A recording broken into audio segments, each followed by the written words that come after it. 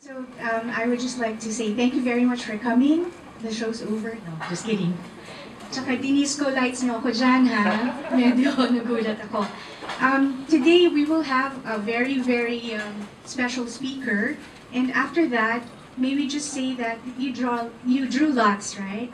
So we will have the awarding of prizes afterwards. So stick around. Walang aalis sa kanilang upuan. Walang pipikit. Okay, and then now I would like to introduce to you our very special speaker. Let's not waste time.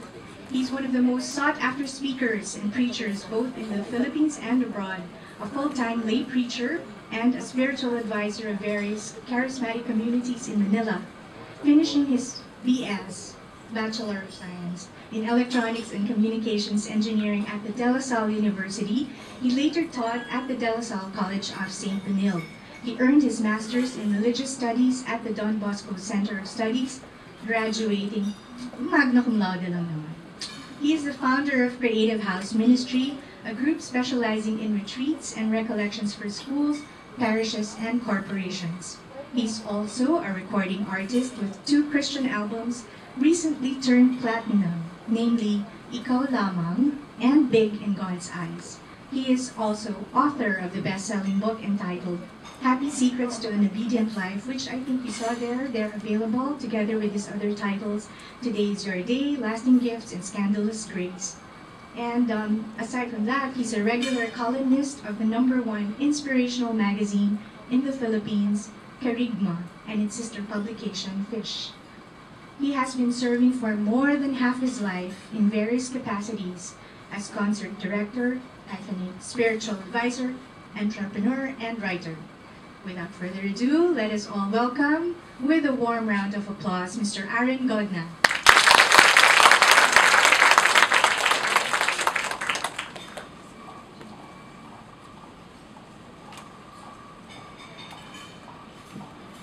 Good afternoon.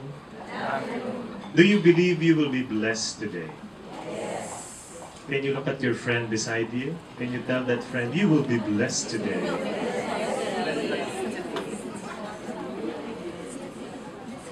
If you've noticed, my name is not Filipino. Arun is an Indian name, which means sun, araw. I have an Indian name because my father is Indian. Hindi yung, ibang Indian po yan, ha? Doon ako sa isang Indian, yung nagbumotor. Ano, 5'6"?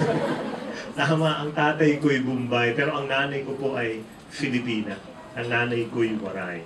I am here to share a very powerful word. This is just one statement, but I believe that this could change some of you. This could be life-changing for you.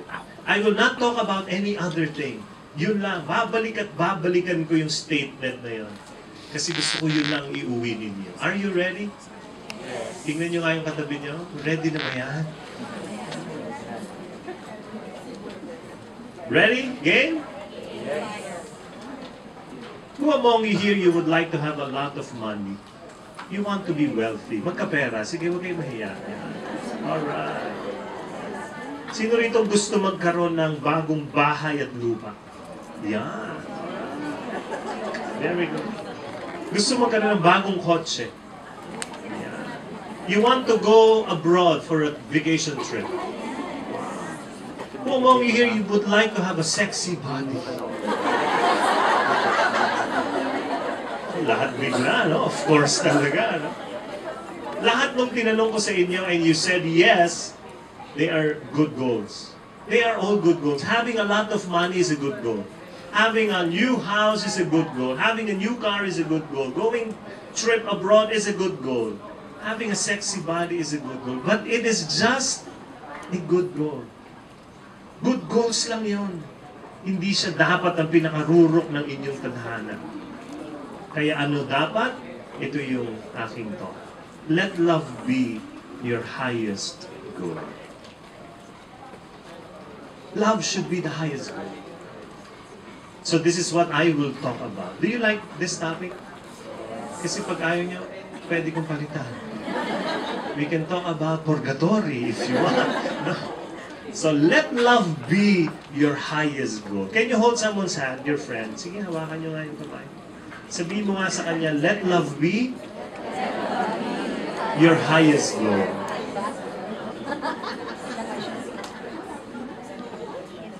Who among you here, you would like to be happy in life? Just raise your hand. Sige. O, don't put down your hand, just raise your hand. Tingnan nyo yung taas ng kamay ng katabi nyo. Parang kalahating happiness lang. Wala? Sige nga, taas yung pa. Yan. Alright. Can you high five your friend? Sige, sabihin mo sa kanya, we will be happy!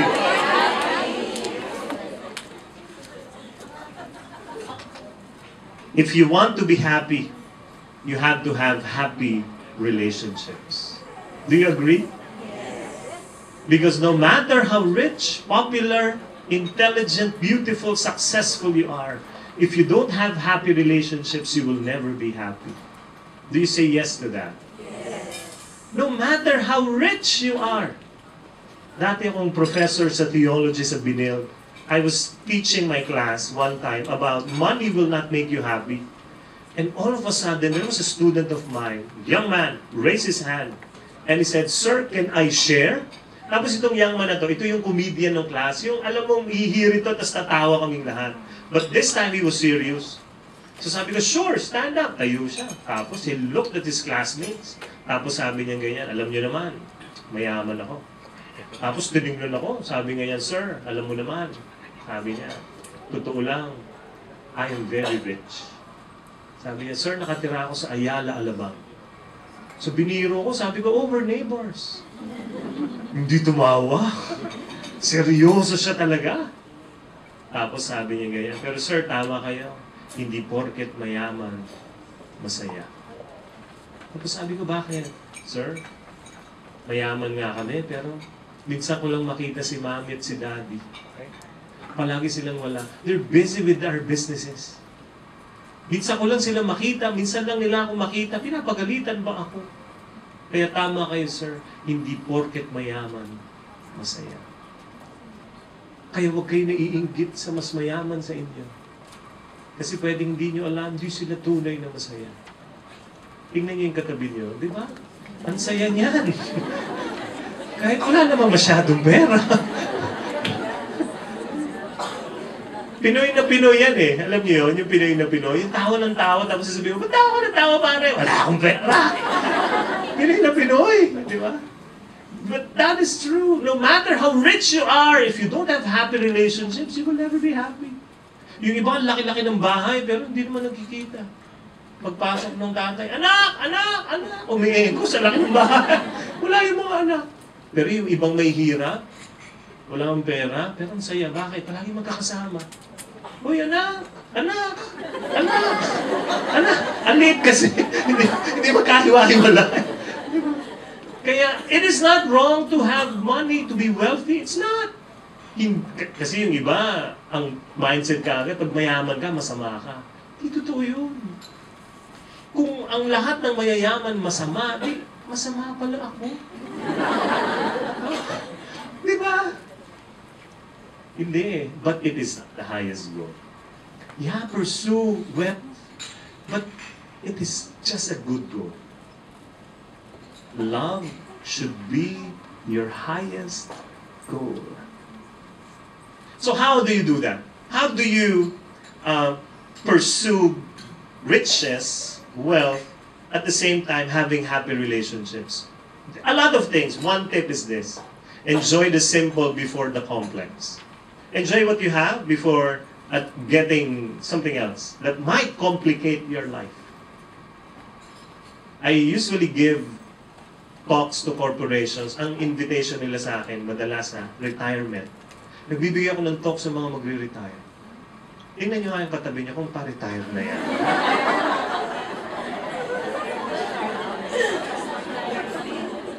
Tapos pag inimbita na ako ng kumpanya, ito kagad ang sasabihin ko, yeah, I will give them a talk, but I really would like to talk not just to your employee.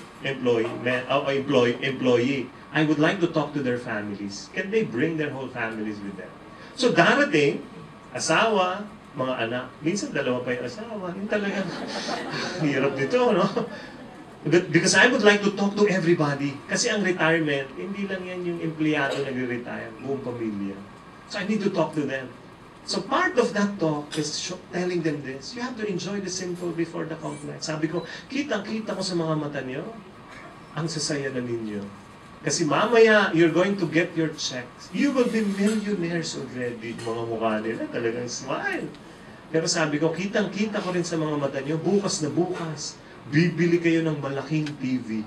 Ay, sikuhan na, yung mga anak, nakasmile. Talagang bibili. Tapos sabi ko, bakit kayo bibili ng malaking TV? Kung meron naman kayong TV ngayon.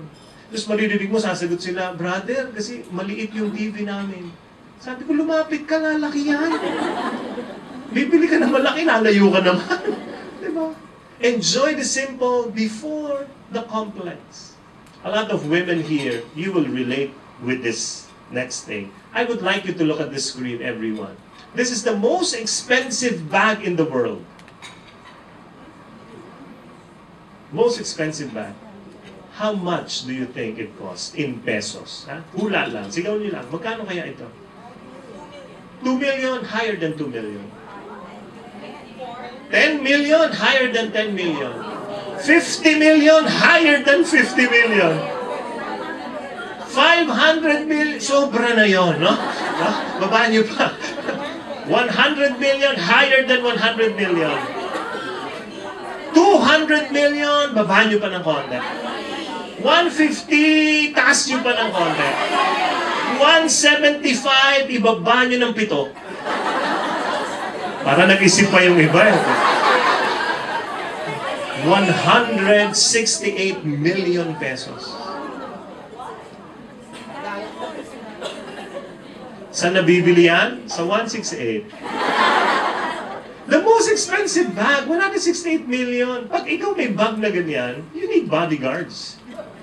Di ba? Tapos pag suot-suot mo siya rito, lahat ng bodyguards mo nandyan. Pag nilipat mo sa kabila, lipat din sila. Pero ba't ka bibili nito? That's a complex thing. You will only do that if you're enjoying the simple already. Kaya it's not bad. Pwede naman eh. Kaya lang, baka naman bibili ka niyan, dadakutin mo yan. Kung kukurutin mo lang sa budget mo yan, it's okay. Pero kung dadakutin mo yan, no way. I won't do that. Bakit? Kasi pag dinakot mo, pinag-aawayan yan. You bought a new high-tech cellphone. Tingnan mo. High-tech cellphone mo, ayaw mo pinapahawa kahit kanino. Pag hinawa ka ng anak, wala mahulog! Diba? Love should be the highest goal. Not riches. It's okay to be rich. But it's just a good goal. Got it? Yes? Kaya sige, magpayaman kayo para lalo kayo maging mapagmahal. Kasi yun ang goal. Yun ang highest. Kaya huwag kayong yayaman para revenge. May mga ganun eh, yayaman ako para pakita ko sa mga pinsang kong nang api sa amin. Di ba? Kasi bata kami, nanonood kami ng TV sa bintana lang nila. Eh, kapitbahay mo yung pinsan mo ngayon. Bili ka ng TV kasi laki ng pintuan niyo. Bakit? Revenge. It should always be about love. Love should be your highest goal. Because no matter how rich you are, if you don't have happy relationships, you will never be happy. What else? No matter how popular you are, it is not wrong to be popular. It's okay. Pero it's not the highest goal. Let me show you this picture. This is a man, most of you know him. He's very popular. Who is he? Tiger Woods. Pinsan ni Victor. Ang bilis sumagot. Yung mga sumagot, alam niya na yung edad nila eh. No? Mga ano yan eh. Hindi ko naabutan niya si Victor Wood. No? It's Tiger Woods. #1 golfer in the world. And then something happened. His wife found out he was womanizing. And that was his downfall. From rank 1 golfer, naging rank 64. For 23 months, he was not winning any competition. Rank 1 to rank 64? Paano nangyari yun? Because his relationship was not okay. Kaya lungkot niya, pumapalo, lungkot. Damandama mo, wala na. Bakit? Ruined yung relationship. Hindi masama maging sikat. hindi lang yun ang rurok ng lahat. Kaya ako every time I watch a movie, lalo na Filipino, and mga teleserye, pag napapanood ko, sabi ko, ang bilis lang yan. Ang bilis mo lang sikat ngayon. Napansin niyo ba yan? Nung araw, ang tagal ng mga artista, sikat talaga. Nora Honor hanggang ngayon. Nora Honor, di ba? Nora Honor fan ako eh. Balik na rin yung pangalan ko, Aaron. Nora.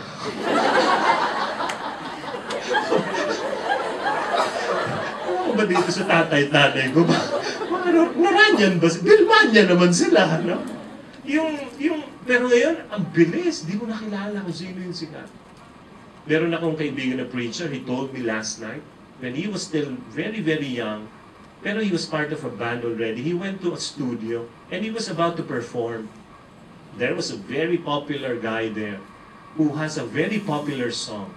Tapos, yung parang cordial lang lumapit siya, o lumapit sa kanya, tapos nagtigilan sila, tapos sabi, Kuya, ganyan, Kuya tawag niya, kasi mas matanda sa kanya. Oh, tutug, kakanta ka rin ba? Ganun. Sabi sa kanya, di mo ko kilala. Oh, ay, sorry po, ako si ganun. Tapos siya naman, ay, hindi niya talaga kilala eh. Pero sikat. Tapos sabi niya, anong kakantahin mo? Ay, nagalit lalo. Nagalit? Hindi mo alam yung kantang to! Ginanon pa niya. Oh, talagang hiyang-hiya yung kaibigan ko. Tapos ngayon, nung binanggit niya yung pangalan ng sigat, sabi ko, sino yun? Hindi ko kilala. Kilala. Ang bilis. It's not wrong to be popular, but it is never the highest goal. My daughter, and especially my daughter, sinasabi niya sa akin, Daddy, you are known in this school. Kasi bago, grade 2 ang anak ko ha. Grade 2, kakapasok lang niya last year doon sa school na yan. Tapos, yung teachers niya was talking about me. Daddy, you're well known in this school. Tapos minsan, lumiko siya, nata-carpool siya. Pagliko nila ng gano'n sa isang street sa BF, ang laki ng poster ko. Sabi ng mga kaklase niya, That's your dad! That's your dad! Yung anak ko, yeah, that's Daddy.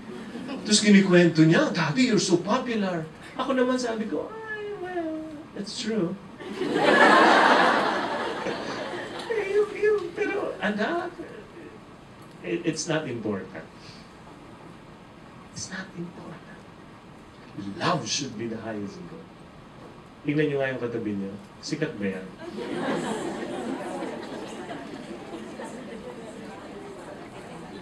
It's a good goal, but it should never be the highest of goals. Love should be the highest goal. What else? No matter how intelligent you are, if you don't have happy relationships, you will never be happy. May mga classmates kayong ganito. Sikat ba yung mga ganyan? Sikat lang yan pag exams. Dami kaibigan. Pero pag hindi exams, walang kausap yan. Bakit? Hindi maintindihan. Pag tinanong mo, kumusta ka na? Ang sagot, Pythagorean theorem. Lalayo ka. Lalayo ka talaga. Diba? Sobrang talino. Pag tinanong mo, saan ka galing? 45 degrees cosine theta. Diba? Pag naglalakad, nagkukompute. It's okay to be intelligent, but it is not the highest goal. Let me go to your relationships. Would you rather be right or would you rather be happy? What's your answer? Most of the time, you cannot be both. You have to choose. Yung iba, karamihan, kaya miserable ang buhay, palagi silang tama. Kahit maliit na bagay. Pag maliit na bagay, kailangan na mali ka. Kailangan na mali. Maliit lang yun. Pero pag malaki na, laban mo. Laban mo. Most of the time, you cannot be both. Minsan, aawayin mo ba yung kasama niyo sa bahay, yung katulong niyo? Sabi ko sa iyo, 3 taktak na asin lang, inapat mo. So, away kayo. Tama ka, 3 lang talaga. 4, sobra na eh. Kaya lang, hindi na bagay lang naman, di ba? Dagdagan mo lang ng tubig. Pero kung yung gano'n, ito, this is a wonderful word in Tagalog. Hindi ko masyado ma-English. Walang perfect word sa English. Magparaya. Pagparaya ka na lang. Pag maliit na bagay, paraya ka. Pag prinsipyo lang. Why? Because I want to be happy. want to be happy. You know, I learned something, this word, before I got married. That's why I have a fantastic marriage. Bago kami ikasal, let me tell you our story. Bago kami ikasal nung magiging asawa ko, we were agreeing on everything about our wedding. Everything. Who's the priest, where, reception, ninong. But we were fighting about one thing, our wedding invitation. Pag wedding invitation na pinag-uusapan, di kami nagkakasundo. Yung magiging asawa ko, ang gusto niyang wedding invitation, walang design whatsoever. Hindi pwede sa akin yun. Artist ako. Ang gusto kong wedding invitation namin, yung pagbukas mo ng card, may gumaganon. Yun talaga yung gusto ko. Sabi niya sa akin, ano yan? Patawa? Sabi ko, ano yan? Wala. Lahat ng sample, di kami nag-agree. Lahat ng gusto ko ayaw niya, lahat ng gusto niya ayoko. So every time mainit na yung away namin, tatabi namin yung card. Tapos we talk about something else. Pero we have to decide. Malapit na, alam ka namang kausapin mo na, punta ka ha. Ito sa papel, yan ang wedding namin ha, huwag mong walayin yan. We have to decide. And then one night, I was in prayer, I realized something big. Sabi ko, my gosh, why am I fighting about this? This is just a small thing. And I'm fighting the person that I love the most. Pag-aawain ko yun, pinakamahal ko yun eh. Para sa isang papel na, hindi ko naman matatanggap. Diba? Ipamimigay ko yun eh. Gusto ko nakakatanggap ng card na pag binuksan may music pa, diba? Pero I won't. 10 years from now, this won't matter. So why will I fight about it? Magpaparaya na lang ako. So nung nakita kami, sabi ko sa kanya, Love, alam mo, na-realize ko, ba't ba kita inaaway sa wedding invitation na yan? Eh, kung pinakamahal ko, papel lang yan. Kaya kung ano gusto mo, ikaw na masusunod. Alam mo, sabi niya, alam mo, na-realize ko rin. Pinag-away na naman kami. Magparaya kayo para lalo kayong maging masaya. Pag malaking bagay, laban, ha? Pag maliit, give in, give way. Kailan yan? Who are married people here? Can you see the hands of married people? Nagpapaaya ba kayo sa asawa niya?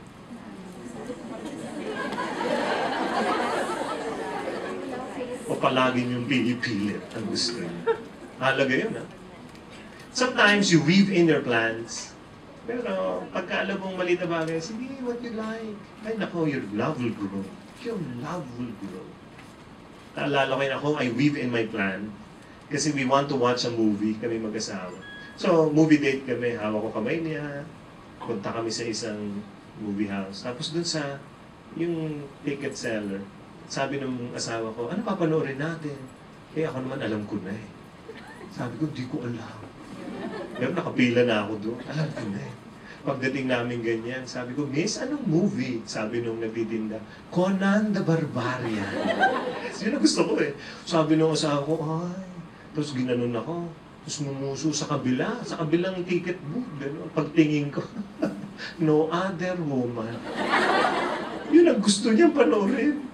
So nung sabi ko, oh sure, sige, nagparaya. Nood kami No Other Woman. Paglabas namin ng sikihan, hinila niya ako, Conan the Barbarian naman. Give and take, di ba? Kaya nung gabing yun, barbarian ang nangyari sa bahay. Bahala na kayo mag-isip. Di ba? Bakit? Kasi love should be the highest goal. Not you being right. Minsan aawayin mo yung mister mo. Sabi ko sa iyo, kumaliwa ka, ba't kumanang ka? Nagda-drive siya. Ipaikot lang naman yun. Pinag-awayan niyo. Simpleng bagay. Who among you here you have kids? Can I see the hands of parents? Listen to me, parents. Choose your battles very well with your children. Pinipili din yun. Hindi lahat ng bagay, maliliit na bagay, ang arsenal mo, World War III. Yung galit mo, World War III, liit na bagay. Example, nakita mo yung anak mo, nakikinig sa music, ang lakas-lakas ng music, naka-earplugs na nga. Anak, tigilan mo yan! Ba't ko? Tapos nakita mo siya, nanonood ng TV, one time, pakuya-kuya, anak, mag-aaral ka! TV na TV! Gulit ka. Tapos nakita mo siya, walang sando sa bahay, naglalakad, magsuot ka ng t-shirt! Gulit ka rin. Darating ang araw, hindi na alam ng anak mo kung anong grabing ginawa niya, at saka simple. nalilito na. Kasi simpleng bagay, galit na galit ka. Darating ang araw, lalapit sa inyo yung anak mo at sabihin sa inyo, Mami, Daddy, ano ba talaga? Galit na galit kayo sa lahat ng bagay. Wala akong t-shirt, galit kayo. Nanonood akong TV, galit na galit kayo. Nakikinig ako ng music, galit na galit kayo. Pati ba naman ito, galit na galit kayo? Umiibig ako sa parehong lalaki. So, lito-lito na sila. Diba? Bakit? Kasi pare-pareho yung galit. Why? Because he would rather be right. Love should be the highest goal, not you being right. May mga magulang na ganyan. Ang labo talaga. Pinagalitan yung anak. Anak, hanapin mo ang pinahanap ko. Pag hindi mo nakita, makikita mo. So yung anak, ano ho? Pag hindi ko nakita, makikita ko. Litong-lito. Pag hindi mo nakita, pagdating ng daddy mo, makikita mo. Sabi nung anak, hanap ako ng hanap, dala pala ni daddy. Labo, di ba? May mga ganyan. Tapos, we are always right. Bakit? Anak lang kita, ako ang tama. Anak, papunta ka pa lang, pabalik na ako. Sabi ng anak mo, kaya kayo pabalik, naligaw kayo. Labo. Would you rather be right? Or would you rather be happy? Because no matter how intelligent you are, if you don't have happy relationships, you will never be happy. Tingnan nyo nga yung katabi nyo kung masyadong mag-ino yan. Hindi yan masama. But love should be the highest goal. Yes? Yes? No matter how beautiful you are, if you don't have happy relationships, you will never be happy. Can you look at someone near you? Tingnan nyo nga. Mukhang maganda ba yan? Mukha lang, hindi talaga maganda, ha? It's a good goal, being beautiful, but it is never the highest of all goals. Never. I had a student lumapit sa akin. Matalino, magandang bata. Lapit sa akin, tumatalong. Sir, I'm so happy. Sabi ko, bakit? Sir, finally, I had a boyfriend. Wow! Congratulations. Nasaan na siya? Tapos tinuro niya katabi niya. Sabi niya, siya, sir. So ako kinalabit ko. Akala ko nakatalikod.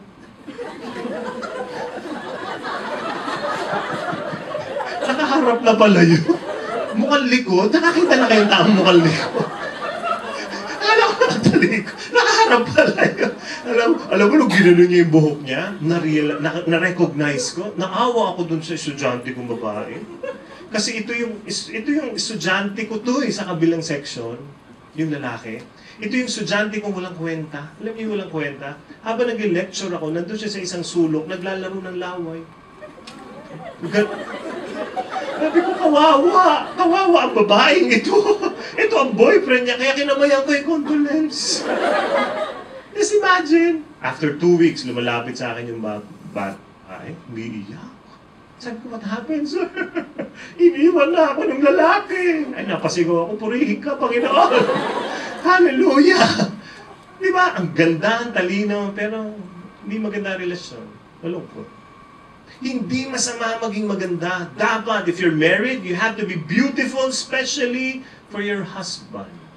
Bakit? Makinig ang mga wives dito. Malaki ang laban ninyo. Malaki at marami ang kalaban ninyo. Kasi yung husband nyo, when they go to work, lahat ng kaharap nila, nakapustura. Kaya ikaw, pag uwi ng bahay, dapat nakapustura ka rin. Huwag kang papayag na pag uwi ng asawa mo, yung itsura mo, talagang losya. Alam niyo yun? Yung pag, kumain ka na ba?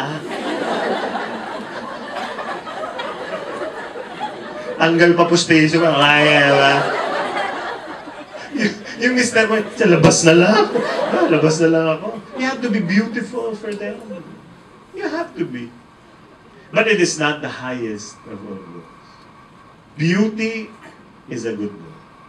Not the highest goal. And finally, no matter how successful you are, if you don't have happy relationships, you will never be happy. Hindi ko alam kung anong tagumpay na inabot ninyo dito sa trabaho ninyo. Pero sa akin, sana wala kayong naaapakang mga tao. Because love is the highest goal. Dapat where you are now is because you deserve it.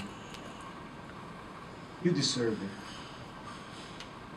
But that is not the highest goal. Huwag kayo papayag na nag-aapakan tayo. May ganyan sa kumpanya, apakan mo lahat, tapos mag-isa ka, ako ang tagumpay. Ako, lahat dito. Pero lahat na apakan mo. Because at the end of your life, nothing will matter. Not even your position here. Magre-retire ka rin. Matatapos din ang lahat ng ito. Pero pag wala kang magandang relasyon na napundar, sayang ang lahat ng ito. Can you hold someone's hand? Sige na, kaibigan nyo naman yan. Alam niyo ba kung saan galing ang mga kamay na yan?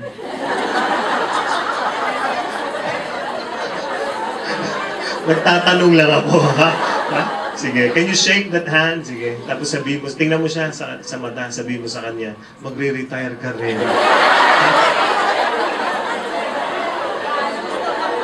Let go, let go. Ay, totoo yun! Di ba? Kaya, ba't ka magpapakamatay na apakan mo na lahat? Darating ang araw, kayo rin naman magsasama na wala na rin kayong trabaho. Magkikita-kita na lang kayo. Apostolate. Ano may apostolate? Nag-aalaga ng apo. Diba? Let love be your highest goal. So how do you do this? Very simple. You invest in love. You invest in love. Ngayon pa lang, nako, invest in love already. With your peers, invest in love. But grabe. Kaya ako, I strongly suggest, learn the art of forgiveness and acceptance. Kasi iba't iba itsura ng mga taong kasama niyo sa trabaho. Tama ba ako? Lalo na kayo, you have foreigners working with you, di ba? Iba rin ugali nila. Iba-iba talaga yun. Kaya pag marunong kang lumagay, marunong kang tumanggap, marunong ka rin magpatawad, yung saya-saya mo. Ang hirap pumasok sa isang trabaho na yung mga kasama mo, kaaway mo. Tama ba? Ang hirap. Gigising ka ng umaga, you're happy going to work. Oh, so nice. Go to work. Pagdating mo rito, you're happy. Pagbukas mo ng pintuan ng office, buhay yung kaaway mo. Buhay pa to. Hindi nalunod ng baha kagabi. Sigurado ako niyan. Nandun yung kaaway mo, you only stay in this area. You cannot mingle with them or there. You just stay here. Hindi ka pa makatalikod. Bakit? Baka saksakin ako nito. Palaging ganon. Hindi ka makagalaw. Tanong ko sa inyo, sino lugi? Sino lugi? Ako? Hindi ako. Nagkukwento lang ako dito. Lugi ba yung kaaway mo? Hindi ka nga niya naisip. Ikaw naisip mo lang siya, gulit ka na. Learn the art of forgiveness. And once you do that, you'll be free. Mas marunong kang lumugar. Alam mo, ito, accept. Try to understand. Bakit? Love is the highest goal. Let me go to your spouse. You invest in love with your spouse. Question, do you still go out and date? May mga asawa dito. Do you go out and date? Very good. Do that. But you have to do it intentionally. Ibig sabihin, hindi siya accidentally. Yung parang, wala tayong ginagawa, date tayo. Hindi. Dapat to, fixed schedule. Ako, I go out on dates every Monday with my wife. On a Sunday, I'm a busy guy. I'm a leader of our feast in Alabang. Ang linggo ko, ako ay hindi pag-aari ng aking pamilya. Ako ay pag-aari ng aking kongregasyon. Yung gano'n. Pero pagdating ng Lunes, I am owned by my wife on a Monday. Kaya pagising pa lang ng Lunes, sabi ko, love, Monday ngayon, ako'y iyong-iyo. Sabi ng asawa ko, yak! Pero tuwan-tuwa. Kaya ang dates namin, Mondays. Ako nagtatrabaho pag Monday. If you want to invite me on a Monday, you don't talk to my assistant. You talk to my wife. Bakit? Siya may-ari. Tapos, when you go out and date, you spend. Sometimes you don't. But you have to spend. A few months ago, we had a date in Jakarta, Indonesia. A few days after that, we had a date in Singapore. 2-3 months ago, we had a date in Japan. Few months more, we had a date in Australia. Tapos more pa, sa Egypt. Pag mayaman, ganun talaga. Wala yan. Hindi kasi dun sa amin, sa village namin, lahat ng streets, countries na sa better living. So dinadaanan namin talaga yan. Egypt, na Indonesia. Di ba? They had a talk in Japan. So I brought along my wife. Tapos it's a Monday. No talk on Mondays. It's our date day. Yung gano'n, nandun kami sa Indonesia. I had a conference there. I gave a talk. Asawa ko. Date tayo. Lunes ngayon, doon ako magtutalk. Walang schedule niya. Australia, there was a conference I attended and I gave a talk. And I said, oh, it's Monday. Yung sadya. Di pwedeng sabi. Di pwedeng aksidente. When you go out on dates, you still hold hands. Uy, malaga yun. Ako, just to be honest with you, every time I go out on date, I always hold the hand of my wife. Always. Especially when shopping. Talagang hawak, tama na. Pag nabitawan mo ko, ano mabibili. Napakahalaga niyan. But that is how you invest in love. That is how you do it. With your kids, do you still invest in love with them? Alala nyo na maliliit pa yung mga anak niyo. They demanded time from you. Do you remember that? Grabe. Mommy, Daddy, I have program in school. You don't go to work. Ganun, demanding. You go there and watch me, bring the video camera. Ganun pa. So ang tanong mo, what's your role in the program? I'm the rock. Ano anak? Bato. Bato lang pala siya. Hindi gagalaw, hindi kikilos. Pero bring the video camera. Di ba? Bakit they demand time? Eh, high school na. Iba na. Mommy, Daddy, may program kami sa school. Huwag kayong pupunta. Iba na. Sa akin, punta pa rin kayo. Pero dala kayo ng camera. And invest on long-range lenses. No? Doon, kuna mo siya from afar. Tapos pag birthday niya, i-flash mo. At sabi mo, ayan ka anak ko, nakabahag. No, napanood kita. That's investing in love. Pero sa akin, dapat sinasadya. I'm a preacher and people, they go to me and most of the time, they just pour out themselves to me. And how do I invest in love to them? I don't give advices easily unless they ask. Pero most of the time, they just need someone to hear them. So ako nandun, nakikinig. Minsan may lalapit sa akin, grabe talagang, brother, bakit ba gano'n? Hindi nakikinig ang Diyos sa aking panaghoy. Ang lalim. Sabi ko, Sisa, ikaw ba yan? Ha? Ang lalim. So ako, just listen. Pero minsan, pag ito na ang sinabi nila, hindi na ako papayag. Humihirit na ako. Pag sinabi sa akin, brother, bakit gano'n? Hindi nakikinig ang Diyos sa aking mga hinaing sa buhay. Natutulog ba siya? Ay, pag sinabing natutulog ba siya, ay, kailangan ko manghimasok na. Hahawakan ko yung balikat niya. Tapos sasabihin ko sa kanya, sikapin mo, pilitin mong tibayan ang iyong puso. Tanging ikaw ang huhubog sa iyong bukas. Huwag mo sanang akalaing natutulog ba ang Diyos sa buhay mo ay mayroong halaga sa Kanya.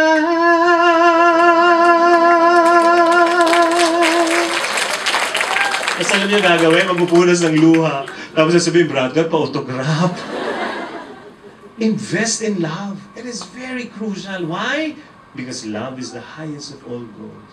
So more than invest your money on something else, invest in love. More than invest to be popular, to be beautiful, to be successful, to be intelligent, invest in love. Because at the end of your life, nothing will matter. Only one thing. That you are surrounded by people you love. Yes? I invite you to stand up, everyone. Let me end by telling you a true story that happened to me a few years ago. I was invited by Smart sa kanilang Cent building sa Makati. We were on the 36th floor, if I'm not mistaken. Top floor. Huh? I was giving a Lenten recollection. We were on the top floor. Alam niyo, ang lakas ng lindol. Pero no one was running out. Bakit? They were waiting for the alarm. Meron silang ganun eh. Pero grabe, palugong gano'n, daman-daman namin lahat. Tapos sila magkahawak ng kamay, yung iba takot na takot, nakapikit. Yung iba nakadilat, nakatingin sa akin. Tapos they were waiting for my prayer. Ako, I was so dead scared. Humawak ako dito sa podium. Paghawak ko sa podium. Kasi kala ko mahuhulog ako eh. Pero I thought it was the last moment of my life. And they were waiting for my prayer. And so I prayed. But not through words. I prayed through a song. Kinanta ko. Sabi ko sa loob-loob ko, kung if I will go, I want to go singing. But my song was all about asking God for mercy. I was asking Jesus, Lord, I hope I will see my tomorrow better than today. And so I started to sing my prayer. Beautiful, that's how mercy saw me when I was broken and so lost. Mercy looked past all my faults. The justice of God saw what I have done, but mercy saw me through the sun. Not what I was, but what I could be. That's how mercy saw me. Not what I was, but what I could be. That's how Jesus saw me. After my song, the shaking stopped. At lahat ng audience ko, takbuhan pababa, naiwan ako. Nagliligpit pa ako ng laptop. Tapos after a few seconds, may mga bumalik, 5 of them came back. Tapos napansin nila, hindi ako sumunod. Sabi nila ganyan, brother, lumindol. Sabi ko, oo, umawi na tayo. Sabi nila, wag muna. Sabi ko, bakit? Picture. Nagpa-picture pa? Uwi na ako. Alam niyo, nung pauwi na ako, I called up the house. Ang nakasagot kasama namin. Sabi ko, kumusta dyan sa bahay? Okay naman po, kuya. Sabi ko, mga anak ko, tulog po. Kasi hapon eh. Ang asawa ko, tulog din po sa loob-loob ko. Ako mamatay-matay, sila tulog. Tapos tinanong ko siya, kumusta ang lindol? Naramdaman mo ba yung lindol? Alam mo, sagot niya, ano ang lindol? Hindi nila naramdaman. Kasi iba ang shaking sa ground, tsaka sa top. Alam mo, sa top, tinitingnan ko yung building, halos maghali ka na eh. Ang lakas talaga. Tapos pagdating ko sa bahay, natutulog pa yung mga anak ko, pinagahalikan ko na sila. Bakit? Nakita ko sila ulit. Tapos nung nakita ko yung asawa ko, niyakap ko. Tapos sabi ko, buntik na ako, mamatay, dali na. Sabi niya, bakit? Sabi ko, lumindol. Nung sinabi ko lumindol, hawak na ni insurance. Buhay pa, mag-claim ka na. But kidding aside, my dear friends, you know, while the building was shaking, I thought it was the last moment of my life. Alam niyo, kahit sandali lang, kahit never dumampi sa isip ko, kahit sandali. Yung mga pera kong inipon, ininvest, hindi, kahit sandali, hindi ko naisip. Hindi dumampi sa isip ko yung kotse ko na madadaganan ng building, yung Jaguar ko, hindi ko naisip. Wala pa kayo nun? Akala ko mayayaman po ito kausap. ADB, di ba? Hindi man lamang sumadya o dumampi sa isip ko. Yung lupa ko sa Tagaytay, sa Canyon Woods, 300 square meter. Ay, pangarap ko magkalupa sa Tagaytay. Nung nagkaroon ako, binili ko, bon-bon ako nagbabayad. Pawis at dugo yun. Pero nung makamatay na ako, hindi ko naisip. Alam niyo kung ano naisip ko? Sana makita ko pa yung mga anak at asawa. Because that is the truth. At the end of your life, nothing will matter. Only one thing. The people you love will be there for you. And that is the truth. Sigurado ako wala dito sa atin, dito sa theater na to. No one here. At the end of your life, you're dying already. Hihingal ka. Wala sa ating ganito. Anak, i-withdraw mo lahat ng pera ko sa bangko. Gusto mong amuyin. Bago mo na tayo. Wala. Hihingal ka. Kunin mo lahat ng awards ko sa ADB. picture. It won't matter. Won't matter. Wala sa ating ganito, maghihingalo ka at the end of your life, you bring out your phone and you will text everyone, goodbye to all. Send to all. Tapos namatay ka. Biglang, message failed, send again. You won't do that. Nothing will matter. Only one thing. The people you love will be there. That is why love is the highest of all goals. Not even your money, not your car, not your wealth, not your popularity, not your success. But love. Do you say yes to that? Yes. Can you look at me, everyone? That is why you do not allow your day to pass without you telling people you love that they matter the most. Huwag kayong papayag. Nadadaan ng buong araw na hindi nyo pinaparamdam sa tunay na pinakamahalaga sa inyo, na mahal nyo sila. Tatrabaho ka lang, busy ka, pero ikaw pinakamahal ko. Kailangan nararamdaman nila at alam nila yun. Kasi sa huling hininga natin, sila ang pinakamahalaga. Kaya yun ang goal nyo. Ayusin yung relasyon nyo. And this is also God's goal for you. This is God's dream. Not just at the end of your life, you will be surrounded by people you love. No, but every moment of your life, you are surrounded by love. When you're at home, you're surrounded by love. When you're here at work, you're surrounded by love. That is why God targets your relationships. Because He wants you to be happy. But you have to cooperate with His grace. Happy relationships will really make you happy. And how do you do that? Invest in love and make love your highest goal. Can I pray for you? If you're Catholic, you join me in the name of the Father, and of the Son, and of the Holy Spirit. Amen. Can you put your hands over your heart? Dalawang kamay sa inyong puso. Close your eyes and just bow down your head. And believe that God is here. He brought you here. He spoke to you. His message is very clear. Just allow the Holy Spirit to tell you what He wants you to remember.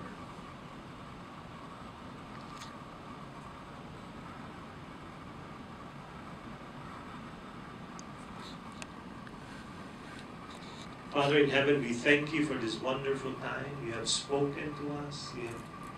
You told us that love should be our highest goal, and we agree. We say yes to that as well. I pray for my friends. You know what they're going through. You know their relationships. And I pray that you heal them. Heal their relationships. If they have been wounded before, I pray that you heal them. Restore them. For those who are married people here, I pray for their marriage. Protect their marriage. I pray for their whole family. Unite them in love.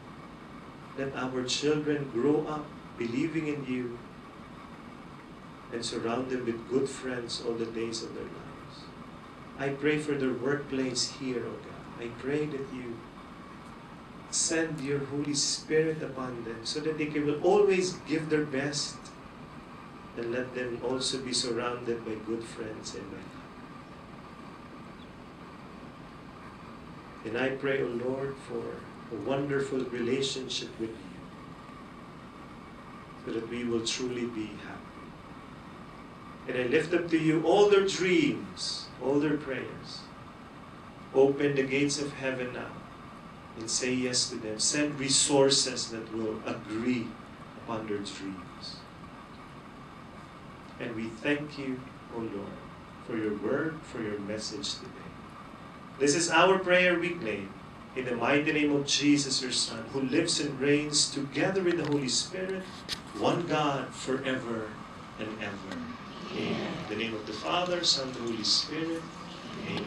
If you're standing beside your friend, can you give a embrace and love to that friend? Because love is the highest goal. Go! Hug.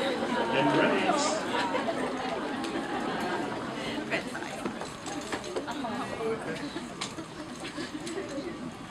Were you blessed today? Yes. Can we give the Lord a big hand for that? Can I ask you to sit down for a while, and I would like you to look at the screen. You can let me show you my ministry. You can follow me, the post there that I put are blessing them. Just go later if you have time. Tingnan nyo yung mga posts. Tapos, I would like you not just to like them, but to share them. Share the post. It is life-changing. May tatlo nang nag-message sa akin sa Facebook na suicidal people. Iba-ibang lugar to sa mundo. But the post helped them. Biro mo, nag-post lang ako. Tapos, nililigtas buhay nila. Hindi mo na alam yun. It's not your work, it is God's work already. So go and like my fan page. I'm under the leadership of Bo Sanchez. I preach at Feast Bellevue. This is every Sunday. If you live near the south in Alabang, I invite you to go there. Yan po ang aking feast, ang aming feast every Sunday. Tapos dyan, grabe miracles dyan. Grabe, may mga dumarating sa feast, mga naka-wheelchair. Pag uwi, marunong ng kumanta. Grabe talaga. Touch na touch kami. Kaya we would like you to experience also God's miracle. So you will love the people there, you will love the music, the worship, the talk, and God is really present there. Feast Bellevue po. Free po yan. Bring everyone there. And then I'm a recording artist. Here are my albums, Ikaw Lamang, and Big in God's Eyes. Ito yung mga platinum albums na. Parang ngayon nyo lang nakita, platinum na. Very touching songs, very inspiring. So, I'm also a writer. Here are my books. This is my first book, Happy Secrets on Obedient Life. This is a best-selling book. My second best-selling book is Enjoy God's Best for Your Life. My third best-selling book is Today is Your Day. My fourth best-selling book, which won a Cardinal Sin Award, is Lasting Gifts You Can Give Your Children. This is a parenting book. If you're a parent, you need to have that book. Okay? And my latest book, I wrote this a few months ago, is Scandalous Grace. This is a book filled with hope. Bakit bestsellers yung aking mga libro? They're funny. Funny to read. Pag binasa nyo, tatawa kayo. Napansin nyo, lahat ng aking jokes, may ibig sabihin. Napansin nyo ba? Hindi ako nagjo-joke para tumawa kayo, period. Pagkatapos yung tumawa, I'm giving you the points. Kaya pinatawa ko kayo. Same with the books. When you read them, you're going to laugh. Tapos ngayon mag-iisip ka, o nga, no? Continue reading, tawa ka na naman. Tapos ngayon mag-iisip ka, o nga, no? Basa ka, tawa ka na naman. Tapos ngayon, baliw ka na. Kaya bestsellers ang aking mga libro. Napaka-light reading, ang sarap, ganyan. Kaya ito yan. And because this is my first time to be with you in this. I think I was here 15 years ago. I was very, very young. And wala pa akong mga libro-libro. I would like, because you're a wonderful audience, it's your lunchtime and you just came to hear the word. And I would like to bless you today. Look at the screen, everyone. I would like to give you my book free. Free autograph. No? Klaro-klaro. Kapalakpak na kasi kaya. Alam, pindutin ko na, no? Para lumabas talaga yung totoo. Free auto. Nakalimutan nyo, Bombay ako. We set up a book table over there. Nakita nyo na naman kanina. You can buy the books, and when you buy them, you will bless my ministry. And it will also bless your family. And if you want to buy more, kasi tapos wala kayong dalang pera, manghingi kayo sa mga yumakap sa inyo. Patuturan ng pagyakap-yakap pa, may paiyak-iyak pa yung iba. No? Kaya the books are there, and be blessed by them. And thank you so much for your time, and thank you for having me here. God bless you. Thank you very much. We'd also like to have a special thank you to Miss LV Salaver, who blessed us with the presence and talk of Mr. Aaron. Please rise to be acknowledged. Thank you very much. And of course, to Sister Edith for organizing the Lunch and Learn series. Now we'd like to call Miss Donna Aliboso. Please lang. Kasi yung paraffol. Ito ba? This one. The winners are... okay, ayaw niyang tumayo, but these are sponsored by Donna.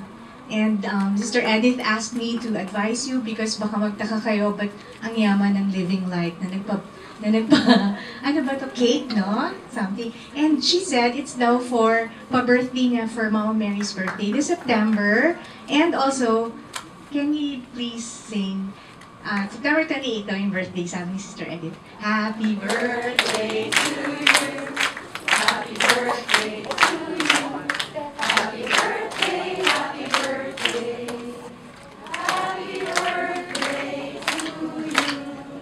So, yung winners, sino bang may list ng